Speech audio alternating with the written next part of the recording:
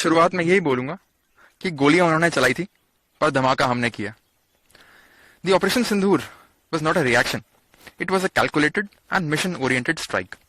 हमारा इरादा बिल्कुल क्लियर था, एनिमी के टेररिस्ट इंफ्रास्ट्रक्चर और इन्फिल्ट्रेशन में सपोर्ट कर रही पोस्ट को प्रिसाइज तरीके से डिस्ट्रॉय करना है। इसके लिए हमारी तैयारी बिल्कुल पक्की थी, मेंटली, टैक्टिकली और लॉजिस्टिकली। हमारे गन क्रू ने अपनी खुद की पोजीशन, गन डाटा और एग्जीक्यूशन की इतनी रिहर्सल्स कर ली थी कि हमारा राउंड टारगेट को छोड़ के और कहीं नहीं गया, बिल्कुल टारगेट पे गिरा।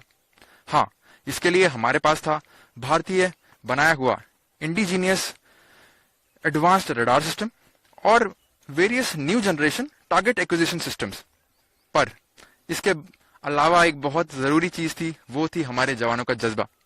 मुझे आज भी याद है, फायरिंग के दौरान एक यंग गनर मुझे चिल्ला के बोला, साहब आपने टारगेट दिया, हमने फायर किया, जरा चेक तो करो टारगेट का क्या हुआ।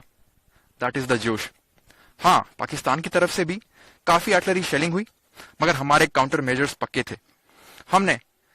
मैं गर्व के साथ ये कह सकता हूं कि कोई कैजुअलिटी हमारी साइड से नहीं हुई।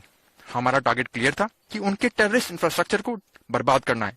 मगर जब उसने हमारे सिविलियन और मिलिट्री इंस्टॉलेशंस को टारगेट करना शुरू किया तो हमारा इरादा भी बिल्कुल पक्का था, अगर हमारे गांव पे गोले चलाएंगे तो हम भी उनके पोस्ट को मिट्टी में मिला देंगे।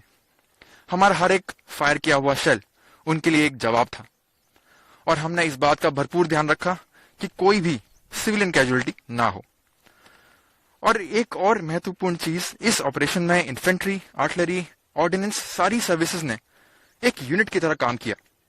और जब मैं देखता हूं एक यंग अग्निवीर को जो कि एक नए इक्विपमेंट में डाटा सेट कर रहा है और बिना हिचकिचाए फायर कर रहा है, तो हमारे दिमाग में सिर्फ एक ही ख्याल आता है कि ये है भारत का एक नया सोल्जर जो कि ट्रेंड है, जो कि तैयार है और एक जिम्मेदार है।